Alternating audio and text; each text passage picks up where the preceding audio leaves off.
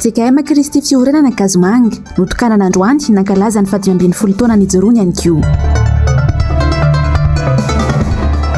Erisetra mifototra amin'ny mahalana ny mahavavy, ny 20 isanjaton'ny malagasy no tsy manaiky ny fampiasan'ny lehilahy amin'ny vadiny. Firehetana atao amin'ny tsena Nanosy-be, tombanana amina miliara ny fahavoazana ireo mpivarotra. Mankasitraka anao hatrany manaraka ny fahitalavitry ny MJS amin'ny Titakariva ny alakamisy 17 ny volana Oktobra ny taona 2024 ity.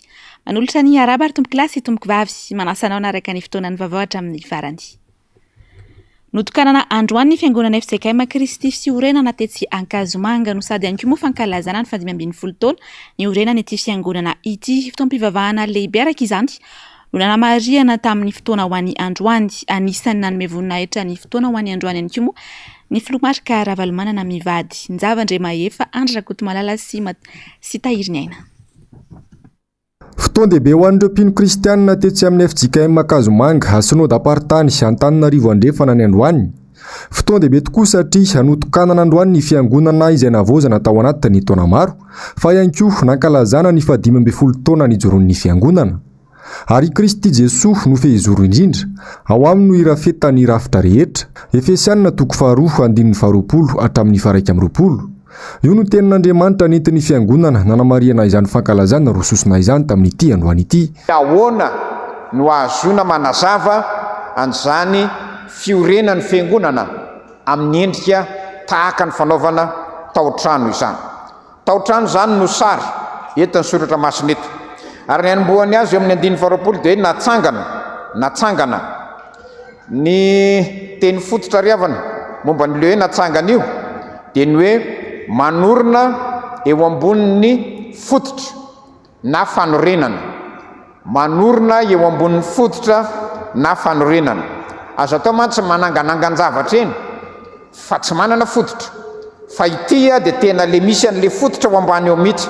Ary ny hevitra lehibe ao anatin'izay dia ny hoe rehefa manangana dia trano mafiorina, trano mahasetra izay mitranga, izay le ambarana eo. Fa le tena tenenina eto le hoe fanorenana io dia le fanorenana n'le olona fiangonana ny tena ho an-tsaina ao anatin'izany.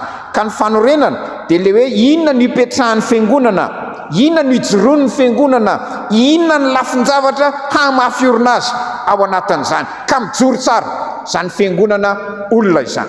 Anisan'ireo ray aman-dreny voasa manokana tamin'ity fotoan-dehibe ny FJKM Kazomanga ity, ny filohan'ny komity fankalazana ny 15 taona ny FJKM teo aloha, Marc Ravalomanana mivady.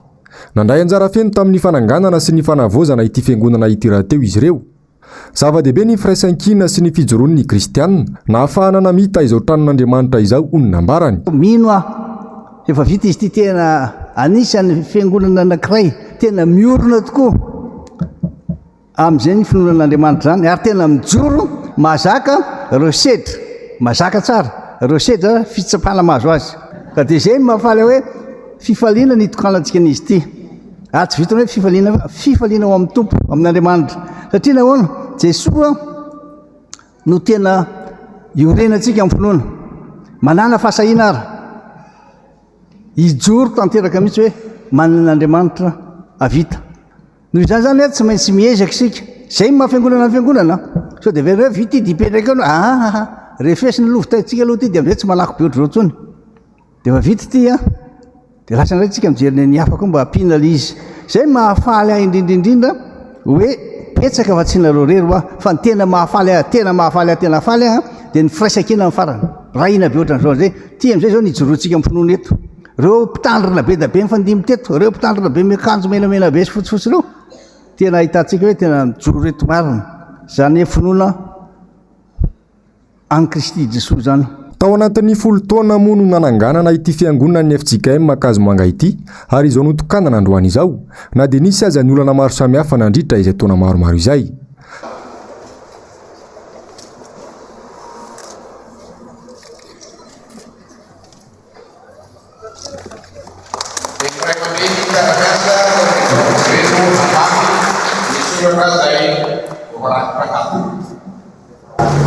Vola Tandemans, Iranian, Sinada Partana Tandari, Alefa. Next chamber, Akasman, artist Jesus. No fez Luridinda, ao homem, no grafeta de Rastaria, fechava a rua, dele para o TV, se estava vai ter lá. Sagabato, Fatime de Funciona de Urena, se quando na mitad figura, fixo no livro, logo no livro. Antoine fa fita con l'ottobre, un livro, brilla centrali, tutto asnari, alla via Valnier, tanto, di fronte a schermo, era come di basso, a mi tanto, se si chiede pasteurizzare, di tanto, racconto da mano, azione.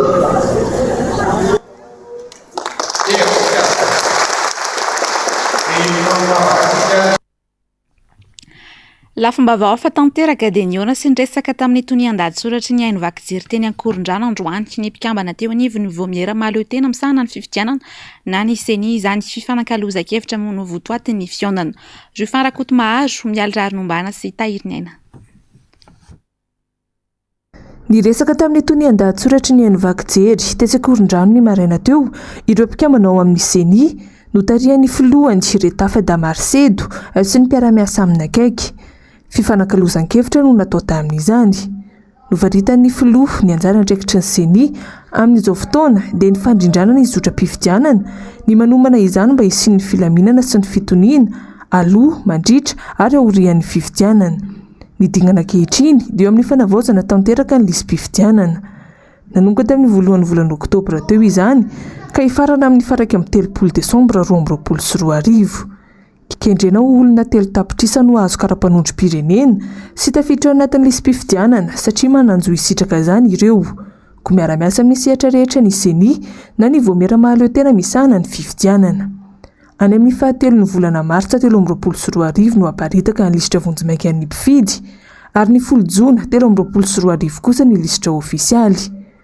Vonona ny sokatra sy ara-iasa amin'ny aino vakijery malagasy ny seni ary tsy ahitra amin'ny fanomezam-baovao. No marian'ny filohan'ny seni ihany koa fa tsy sakana amin'ny fanisana ny mpifidy akory ny tsy fahampian'ny tablety. Anio tolakandro raha teo dia hizara tablety arivo ny seni raha toka 700 izany tany am-piandohana. Ny vaovao farany azo avy any Ambatondrazaka dia ny fahafantarana fa mitsahatra mandritra amin'ny fotoana tsy voafaritra ny fiaraha-miasa amin'ny ratsamangaika ny seni. Mahatsapa ireo mpanao gazety fa voahilikilika amin'ny fanaraha-maso ny manodidina ny fifidianana. Nitarika ny fivoriana nanapahana io hevitra ny filoha-lefitry ny lavitry ny mpanao gazety any amin'ny faritra loatra mangoro raha mpitso tolakandro dia iona amin'ireo solotena ny antoko politika eny amin'ny Fohibendy eny Alarobia ny mpikambana eo anivon'ny seni manomboka amin'ny 2 ora sasany fotoana. Atolotry ny filoham-pirenena rahampitso ny PEM na ny drafim-pampandrosoana ny Madagasikara amin'ny alalan'ny Forum national des investissements pour l'émergence de Madagascar. Etsy amin'ny CCI vato mono anatanterahina izany iraradraraka indray araka izany ny maquette sy ny fampanantenana pokaty maro isan-karazany fanadihadiny Asinandria Malala sy Tokra Marla. Iraradraraka indray ny maquette vaovao manara-penitra sy ny fampanantenana pokaty maro isan-karazany ataon'ny mpitondra mandritra ny Forum national des investissements pour l'émergence de Madagascar etsy amin'ny CCI vato rampitso. Efa tamin'ny Janoary 2024 no nilazan'ny fadidin'ny Republika fa anolorana ity PEM ity saingy eritaona mialohan'ny alany Andry Rajoelina eo amin'ny toerany vo atolotra ity drafitra entina hitondrana firenena ity. Ny filohany antenimerandolona teo aloha aza dia laza fa efa tamin'ny taona 2024 izy no nampanatsoana niaraka tamin'ireo mpiara-miombonantoka nandinika ity PEM ity saingy rahampitso 20 Oktobra 2024 voateraka ny PEM. Io moa zany nalahatry ny folo kandidata amin'izany ny tany Paris nanomboka azy dia manontany tena ny olona zany hoe fa inona nakaiza dia ny androany volana vitsivitsy alohan'ny fataperan'ny mandahany no andeha hanokatra programme n'asa lehibe ho avinay ve zany makety be da be manara-penitra mba afahana manamafy an'ireo zavatra tsy vita na reo zavatra petatoko nieritreretina fotsiny hoe ampandrina lisan'ny olona satria ny vahoaka zao dia mahatsapa tsy hoe tiana na tsy tiana fa zava-misy zany hoe tena tsy ay zary a mihoatra n'ireo zavatra nampanantenaina no lazaina tamin'izany fotoanany andro zany ampatseviko fotsiny fa tamin'izany mbola présidensiena dia nampahitsomy zay tao amin'ny tao primature miaraka tamin'ireo ataoko hoe mpiara-movinantoka eto amintsika nampivoriana fa hoe anao présentation ny UEM sy ny PEM tamin'izany dia mezana fotsiny moa fa tsisy ninona mivoaka tao dia androany zany a vao andeha zay ka mamperitreritra zany samy mpanao politika samy nifantatana firenena hoe toatra olazainy hoe petatoko ve toatra ny lainga izy zany zao dia manamafy fa zavatra natao ampandrina disa fotsiny a reny resapetabe nanomboka tamin'ny 2024 raha tsaivina dia laza Iandry Rajoelina tamin'ny fampelezan-kevitra fa efa vonina avokoa ireo mpamatsy vola nitetikasa UEM izay nivadika ho PEM taty aoriana efa taona aty aoriana tsy hita popoka ny nandehanana ilay UEM izay nampiratiana tany Frantsa sy ny varotana sakabelony malagasy anjambany nandeha ho azy fotsiny amin'izao tsy manana drafitra matipaika ny fitondrany Andry Rajoelina sy ny ekipa ny firenena ka izao ny vokany fa 5 amin'ny firenena manitra indrindra maneran-tany Madagasikara. Ny fahantrana no mahatonga ny tsy fandriampahalemana mirongatra izay tsy izy amin'izao mitombo ny tsy anasa na ihany koa tsy izay mitady asa no mahazo omena tombon-dany hatrany anefa ny vahiny eto amintsika toy ny fanomezana azy ireo zom-pirenena malagasy aoriana kely fa nadiadiny Ravy Razafimahenina sy Manora Andriamalala. Misisika ny ampandany ny tolo-dalàna ny mezo-pirenena malagasy ny vahiny ny fanjakana malagasy misy ny lavitsara amin'izany saingy hibahana kosa ny fibodoana tany ataon'ny vahiny na ihany koa hitombo ny tany malagasy hovidin'ireo vahiny ara-namory izany ny fitondram-panjakana hoy ny fanazavany ny Pasteur Mayol. Raha mahazo le zo-pirenena izy dia ny lafiratsiny amintsika malagasy ohatra mety ho lasany daholy ny tanitsika satria izy manam-bola hividianana an'le tany amin'ny vola vahiny raha vadika amin'ny vola vahiny le vola gasy ka na lafo be takaninona ny vidin'ny tany eto amintsika dia zareo ihany mavidy azy satria raha atao hividy tany izy 100 milliards ny valerany amin'ny vola gasy any amin'izareo ny 100 milliards mety mbola ataontsika hoe 10 millions euro ngamba raha betsaka na 5 millions d'euros fa rehefa mahazo ny zo-pirenena malagasy koa izy satria malagasy no resantsika dia mazava ho azy mety ho lasa président république koa izy satria izy manana ny moyen sy ny fomba rehetrarehetra. Fahantrana tsy fananana asa fiakarany vidim-piainana kosa ireo no anisa mampirongatra ny tsy fandriampahalemana izay misesisesy tato ato hainoana von'olona leroa misy kiosika nisy namaky nisy vakitrano na ihany koa olona natao sorona noho ny resabola ihany tsy mbola nisy ny toy izao tao anatin'ny 10 taona. Arakaraky ny mampiova ny fitondrana no ohatra ny tena zava-dozan'ilay sécurité zany hoe tsy mba miena zany ilay insécurité fa dia tsy fandriampahalemana fa miaratsy foana zany ny anton'ireo insécurité ireo rehefa tena diniana zany dia fahantrahana daholy dia hatrany amin'ny mpitandro filaminana tafiditra ao anatiny satria ny karamany koa tsy mahavelona azy tsisy mpitondra avahan'io insécurité io sy ny kolikoly raha tsy voavahanao io problème ny fahantrahana sahala amin'ny ohatrany hoe ianao ve dia hiady mikolikoly nefa ny simika ary 250 000 ariary dia zany mampatonga ny mpianatra gasy na ny malagasy rehefa tonga ny frantsany vita ny fianarany tsy mody aty Madagasikara izy any izy vao mivoaka vita fianarany izy miasa tonga diny dia farafakely ny mety 3000 euros ny karamany na 5000 euros fa raha 3000 euros ny karamany vao mengy 60 millions ne zany izy mody aty Madagasikara zara raha azo 10 millions ny karamany raha mbola hita asa fa mbola hoe mila 5 expérience 5 ans dia tsika ty zany dia tonga ty miasa amin'le karama nefa le karama kely dia automatique ianao mba hivelona na ianao mangalatra na ianao manao kolikoly ka raha manon'olona no azahoana vola hivelomany taranaka ray manontolo dia ataony zany na napadolona izy nanao inona izy dia ataony zany satria mahantra izy tsisy iainana tsisy hivelomana Samy tompona andraikitra ny tena ny tsirairay noho izany, indrindra amin'ny fiarovana ny ainy sy ny fananany. Tsy antenaina raha fanjakana hikaribaolana many sosialim-bahoaka sy anarina ny toe-karem-pirenena. Iavitra solindray sy Mathieu Prince no mitondra amintsika ny famtinana ny fandarana miara-manonja ho an'ny androany. Anisan'ny vohitra tao anatin'ny fandarana moa ny makasika indrindra ny sosialin'ny malagasy izay efa miatra manaina kanefa miravoravo tanana ny fitondrana hoy ny fandarana arahoary ny fanadiadiana.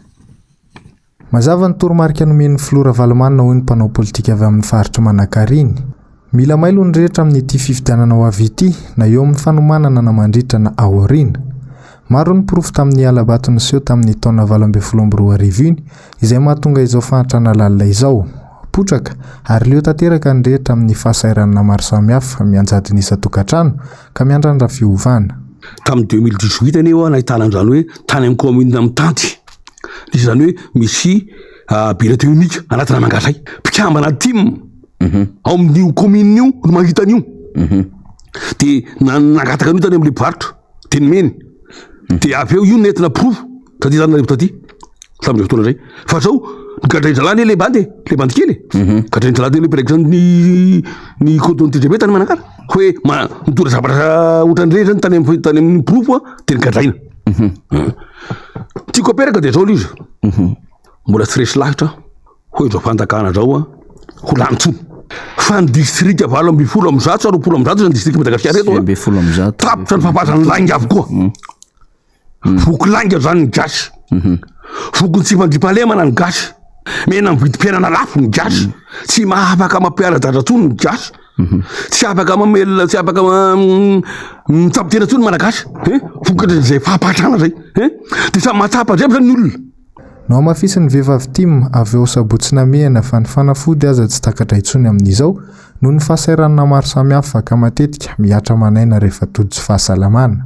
Tsy takatra tsony ny fanafody, tsisy mahavidy an'izany, mahantra ny vahoaka. Teneniko anao teo fa ny paracetamol sisa. Zany ara efa mila tsoa azo satria amin'izao fotoana izao efa 700 dimanjato ny comprimé iray.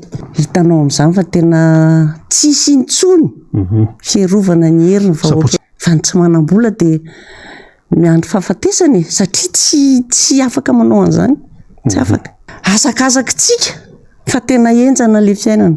Mitaraina ihany koa ny solotenan'ny mponina niaran'ny fandorana trano tao Anjozorobe ny 17 Oktobra teo izay nolazaina fa fierenjolahy. Tsy nomena fanazavana ireo mponina ny antony andorana ny tanànan'izy ireo fa avy tena andoro ireo zandaro ny fanazavana. Trano misy 270 sekolim-panjakana nolasibara tamin'izany. Tsy mahita na dia toerana ialofana azy izy ireo hatramin'izao. Miantso ny fitondram-panjakana ny mponina ny atoerana ny amin'ny tokony hijerena azy ireo satria mijanona daholo ny fiainana ny andavinandro ny mponina. Ny olo zany am'izao ny elana itany dia goelaka. Mbola tsy nisy mihitsy aloha ny hoe na mitondra fanampiana na ohatr' zany. Raha hatramin'izay sehon'izay fitrangan-javatra zay mbola samy miavo-batana mihitsy aloha zany le olona trado zao am'izao.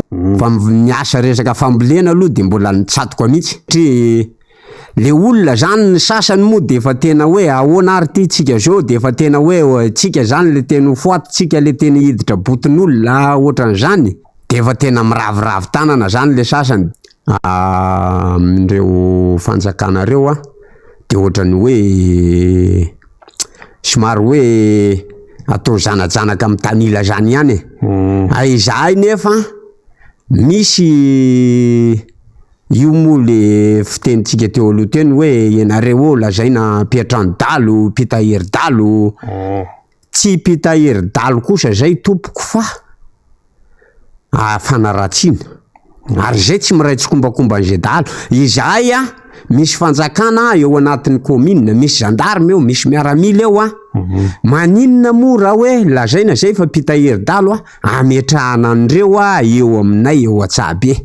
Izahay tsy malaina hiara-iasa am'ireo na handray andreo na hanao an-karama andreo. Ary hatramin'izay izahay dia manana didy foana amin'ireo miaramila reo fa tsy mbola ary hoe very anjara zany. Kanefa kosa izahay dia tsy jerena. Nivoaka androany ny vokatry ny fanadihadiana nataony teo anivon'ny Afrobarometre mahakasika ny fahitany malagasy, ny herisetra mifototra amin'ny mahalana, ny mahavavy sy ny fampiarana, ny fanajanonana antsitrapo ny fitondrana vohoka. Antotanisa teo anivon'ny Instat ny taona 2024 hatramin'ny taona 2024 no nanaovana ny fanadihadiana. Ravirazafy Mahenina sy Manora Andriamalala. Mivoatra isan-taona ny antotanisa mahakasika ny zava-misy eny anivon'ny fiarahamonina, mahakasika ny fahita malagasy ny herisetra mifototra mahalana mahavavy, mahazovana ny herisetra ny tanan-dehibe, rakoponina kosa izany ka iverina orary no antoerana ambanivohitra. Dia malagasy 7 amin'ny 10 izany hoe 7% ny malagasy no mieritreritra fa fiainan'ilay olona manokana voakasiky ny herisetra tokantrano fa tsy raha heloka mahavoasazy akory izany. Ny 9% ny malagasy dia mihevitra fa tsy azo ekena mihitsy ny fampiasana hery ara-batana ataon'ny lehilahy amin'ny vadiny mba hanitsiana azy. Ny apahatelo ny malagasy izany hoe 5.3% dia milaza fa mahazatra ny lehilahy no manao herisetra amin'ny vehivavy sy ny tovovavy eo amin'ny fiarahamonina misy azy. Mihevitra ny akamaroan'ny malagasy fa afaka manaiky handray an-tanana ny fitarainana mikasika ny herisetra mifototra mahalahy na mahavavy no manam-pahefana na ny polisy izay 4% no milaza an'izay. Kanefa kosa 7.5% ny malagasy dia mihevitra fa mety hiatrika na azo fanakanana na atsojay avy amin'ny fiarahamonina sy ny mpiarabelona aminy ireo niarambona izay mitaraina ny manam-pahefana na ny polisy. Lafitra ao anatin'ny kolontsain'ny fiarahamonina sasantsasany ny fanajana ny mahaolona, anisan'ny fiterahana ka tsy ankasitrahany maro ny fanalanjaza, manohitra ny lalàna mikasika ny fampijanona ny vohoka noho izany ankabeazan'ny malagasy raha sendra vohoka tsy nirina. 4.7% ny malagasy dia tsy mankasitraka ny fanajanonana sitrapony fitondrana vohoka. Ny mponina eny ambanivohitra no tena manohana io hevitra io 4% noho ny eny an-tanan-dehibe. Manohitra ny fisian'ny lalàna mikasika ny fampijanonana ny vohoka ny ankabeazan'ny malagasy raha sendra vohoka tsy nirina 4% no milaza an'izay. Raha sendra vokatry ny fanolanana 5.4% na firaisana ara-nofo mamofady inceste 3.4%. Saingy makasitraka izay lalàna izay izy ireo raha tonga sendra vohoka mety ampitodozan'ny vehivavy hitondra ilay vohoka. Isaky ny roa taona no manatanteraka fanadihadiana ny Afrobarometre, olona mandina 200,000 eo izay hita amin'ny faritra 13 manerana ny nosy no ametrahana fanontaniana mahakasika aloha hevitra iray na roa ho an'ity andian'ny fahasivy ity, mahakasika ny fahitana malagasy ny herisetra mifototra mahalana mahavavy sy ny fampiarana ny fanajanona ny fitondrana vohoka no loha hevitra no safidiana ka namoahana antotanisa azo ampiasaina. Eo amin'ny pejy ny fampianarana dia hofoanana ny CEPE ary amin'ny kilasy fahenina vao hisy ny fanadinana manokana, omena sertifika ny mpianatra izay afaka amin'izany. Anisan'ny fiovana ao anatin'ilay tolo-dalàna vaovao andrafitra ny fanabeazana eto Madagasikara izy ity. Tsy niaraha-midinika tamin'ny mpampianatra tsy miankina nefa izany raha ny fanazavana izy ireo tamin'ny Asinandriamalala sy Toky Ramarla. Tsy niarahan-dinika tamin'ny mpampianatra tsy miankina ny famolavolana ilay tolo-dalàna mifenitra fampianarana eto Madagasikara vaovao raha nambaran'izy ireo androany. Anisan'ny fiovana goavana ao anatin'ity tolo-dalàna ity ny fanafoanana ny fanadinana CEPE ary ao anatin'ny kilasy fahenina vao hisy fanadinana ary azahoana sertifika vaovao. Raha nisy ny fanapahan-kevitra mahakasika an'izany fanovana ny rafi-pampianarana zany nisy ny fekeonan-doha izay natao teny hivato, nisy ny fankan-kevitra izay natao na ninona tsy naroso tao anatin'izay ary mivolavolaina tao anatin'izay ary nampahafantarina ireo mpisehatra rehetra tamin'ny fanabeazana izany mba ahafahana zany mba miara manapa-kevitra amin'ny zavatra ohatrin'io. Zany hoe raha tokony hoy zany dia tokony nisy aloha zany ny fankan-kevitra ho an'ny mpisehatra ny fanabeazana rehetra, indrindra le olona tena misehatra amin'iny mety ve zany. Fantatra fa rahampitso no andalo eo anatrehany solombafambahoaka amin'ny alalan'ny fivoriana azony rehetratrehana ity tolo-dalàna ity. Nanatanteraka fitokonana ny mpianatry ny LTP Ambohitra Atrimo androany araky ny loharanom-baovao dia tsy mamaky ny anokafana ny vavahadin'ny sekoly ho lalana ho an'ny fiarahamonina manodidina ny mpianatra eo anivon'ity sekoly-mpanjakana ity. antony izany fandavana izany sy ny fanelingelenana ny amin'ny fianaran'izy ireo amin'ny fioan'ny fiara andalo eo. Ahina itera-doza sy tsy fahasalamana ho azy ireo ihany koa ny vovoka hiditra ny anaty trano fianarana araka ny voalaza hatrany. Tonga tany an-toerana mihitsy moa ny vaditanty ampiatra ny didin'ny voaka avy amin'ny fitsarana ny amin'ny anokafana ny lalana ao an-toerana izay niteraka fitokonana izao. Marina fa tsy lalana velively io adiny ponina amin'ny manodidina io raha ny saritany tamin'ny taona 2020 no jerena. Ny trangana fahamaizana goavana tao amin'ny tsena Nanosy ho maly alina ampahana tsena maro no lasibatry ny afo tamin'izany ary tombanana amina miliara ny fatiantoka ho an'ny mpivarotra. Court-circuit no voalaza fa antony nahatonga ny firehetana raha ny fanazavana azo tamin'ny tompon'andraikitra teny an-toerana. Zavandrema efa sy Andrakoto Malala. Tombanana amina miliara ny fitambaran'ny fantiantoka ho an'ireo mpivarotra niaran'ny fahamaizana tsena tao amin'ny tsena Nanosy ho maly alina. Mpivarotra legioma miisa 220 atao amin'ny fangara no tena lasibatry ny afo raha toka trano fivarotan-kena miisa 20 kosa no may. Hatreto aloha dia court-circuit no voalaza fa antony nahatonga ny firehetana raha ny fanazavana nentin'ny lehibe ny tsena. Niaraka ny ena aloha hatreto dia court-circuit no tombohan'ny afo tao amin'ny angara. Efa 4 tsena fivarotana legioma tao zany no piran'ny afo ary dia may daholo moa io bloky anankiray io. Nihitatra nakany amin'ny pavillon le izy dia somary nahazo ny apahany tamin'ny pavillon ny ena G4 dia misa 20 eo no amin'ny G4 zany le pavillon may ary ny tato amin'ny F4 ho an'ny angara dia 220 amina miliara maromaro aloha satria raha mivarotra anankiray fotsiny atao amin'ny fangara zao no somary nanontanitanina dia manodidina ny 7 tapitrisa ariary eo ny fatiantokany. Manao antsoava amin'ny mpitondra fanjakana araka izany ireo mpivarotra ny arambona ireo. Akoatra ny tokony hanampiana azy ireo angatahin'ireo mpivarotra ihany koa ny tsy hanesorana azy ireo amin'ny toerana io na dia isy aza ny fanamboarana ho ataony ny tompon'andraikitra. Ny sekitera tamiko zany legioma complet daholo ny karazana legioma misy varikena koa atamiko ato valerana matapitsisa maro daholo nefa reo entan'olona reo ao kokoa mpivarikena zany very koa ny volany satria ny mpivarikena manajanona vola atao anaty tsena dia very may tao daholo zany ny vola rehetrarehetra dia netana koa nefa amin'ny arivany tena fidiran'ny netana dia may aby daholo koa netan'olona ato.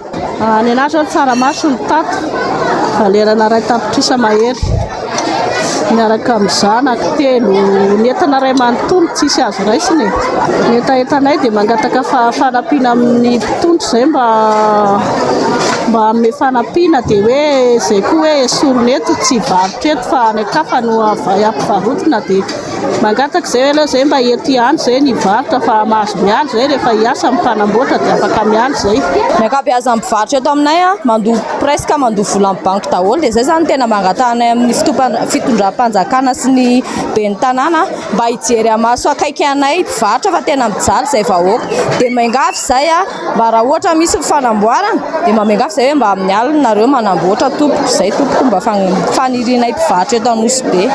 Tena ny anay fotsiny izao dia valerana 20 millions d'ariary ny anay fotsiny ny anay episy ny amidinay dia viany navadiko boribory zany zay amin'izao mangataka amin'ny fitondram-panjakana zay mba hijery anay akaiky amin'izao vona mahazo anay izao.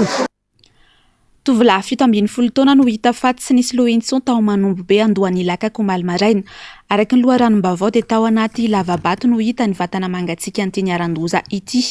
Ny fahitana kapa sy ny fitangorona ny lalitra teo amin'ny manodidina no nanaitra ny mpanao karera ka nahatonga azy ireo ny antso ny fokon'olona sy ny manam-pahefana avy hatrany. Rehefa nojerena dia voamarina fa ilay tovolahy avy any Andalatanosi. Izy io izay tsy hita nanomboka ny arivan'ny 20 septambra ary nokaroany ity tovolahy Tapadoha ity. Marina fa tsy voasambany no nahitana von'olona sy fanapahan-doha tahaka izao tany Ilakaga. Tsy hita nefa izay toy ny fikarohana mikasika ireo tranga teo aloha ireo. Manao antsoava amin'ny fitondram-panjakana ambony manoloana ny zavamisy. Ny vahoaka andalina kokoa ny mahakasika izay zavamisy marina any an-toerana. Any Mahajanga kosa indray dia manany faharitrany dobo ao Antanan'ny Fafy commune Ambalakida distrika ny Mahajanga faharoa ny mponina any an-toerana amin'izao fotoana izao. Manany amin'ny fitadiavana manoloana ny zavamisy araka izany ny mpivarotra trondro izay efa nivelona tamin'ity asa ity nandritra ny taona maro. Samy Mamonjy, MBS Mahajanga. manay ny oritra ny filao ao anatin'ity dobo ity ny ponina eto amin'ny tany Fafy commune ny Ambalakidy district ny Majunga faharoa amin'izao fotoana izao. Maro ireo olona tonga eto mampiasa arato kely akana an'izany trondro zany. Mitaraina ireto ponina ireto satria efa velomin'izy ireo hatramin'izay ity toerana ity, nefa dia zay zavatra mitranga. Izao zavatra maolagna aminay ato ty lehibe ty raiky ty arato tondro ray ty. Zay izy io mampiasa tondro roa de tondro telo. Nefany namane bagareto mamaro voay reto raiky topo tanagna ato amin'ny Ambalakidy amin'ny commune Ambalakidy ato mampiasa lay de raiky baka maro voay mampiasa arato tondro ray. Raha le arato kaoko be bavata izy io ao mikaoko le filao kely madiniky kely mbola tena kely madiniky mihitsy. Le tonkony azonay zao lasa kaofin'le raha de tsisy amizay le agnatin'le aratonay. Zay nefa mampiasa arato bavata. Io fa velo tegnanay fa rangoela. Rango zay mbo kely fa ndesin-dray aman-dreninay tato. Io velo tegnanay. Ny alahelo koa aloha ty zao zay samy mitandraka agnatin'ny ty rano ty fa kanefa misy zavatra kely tsy mety agnatiny. Ino manana zavatra tsy mahita agnatiny. Lelay ty membo kely ty kosa aloha de mampalahelo aminay. Satria mamono taranaka an'le filao tandranay. Araka ny fantatra teto dia misy ny vola alain'ny ben'ny tanàna sy ny commune amin'izy ireo manomboka amin'ny 4 alina ariary izany. Itsindaniny misy koa nefa ny olona manao taratasy hafa izay omen'ny commune fahefana ihany koa maka amin'ity dobo ity izay tsy mipetraka amin'ity toerana ity mihitsy azy. Raha fa miteny zahay samby madinika zay nefa navita taratasy aminazy tiky. Kanefa na vita taratasy tsy konto nangalaka ny zavatra madinikely ohatran'ny voambaka zay magnefa vola nefa enjegny commune Ambalakidy zahay voambaka amizay zany zay magnefa vola 100,000 isa vatandelay zay mijotso agnatin'ny rano. Nefa nitapiky tinenay polisy maire reo mba jerevinareo atiky zavatra mahazo anay aty fa le volanay alainareo. Nefa ndreo milaza mijery nefa n'olo nefa mbohitanay foana io. De mangataka zay amin'ny fitondràna agny ambony mba hijotso aty agnety agnaramaso zavatra fa tegna mampalahelo anay le zavatra nefa le zavatra azonay isan-taona zay io fa velo tegnanay aty. Efa misy ny lalàna mifehy ny famonoana omby sy ny fanondranana omby eto Madagasikara saingy mila fanatsarana ho ny avy eo anivon'ny syndicat mpitsabo biby eto Madagasikara androany. Tena ilaina ny fanatsarana io lalàna io ary efa nisy ny sosikevitra nalefany olavitra ny mpitsabo biby tany amin'ny ministera tompon'andraikitra anatsarana izay lalàna izay. Asinandria Malala sy Tokitra Marolahy. Mila atsaraina ny lalàna efa misy momba ny toerana famonoan'omby sy ny fandranana omby eto Madagasikara hoy ny olavitry ny mpitsabo biby eto Madagasikara androany. Mila sarana mazava tsara ihany koa ireo roa ireo. Hoe sosikevitra avy aminay dia hoe tokony sarana mazava tsara ny izy décret sy ny arrêté mikasika ny fiompiana omby izay vaondrana organisation zany dia sarako mazava tsara koa ny décret sy ny arrêté mikasika ny toerana famonoana omby izay andranana eo. Ohatran'izay zany sosikevitra tany fa teo mantsy le tamin'ny ankadiny somary mitambatra izy fa tokony saraka mazava tsara ary sosikevitra tany dia mazava ho azy hoe efa nisy ange décret sy arrêté mikasika ny abattoir fandranana eny satria zaty fa nanondrana eny sika talohan'ny taona 7,700 fa ratran'ny ankifitsika.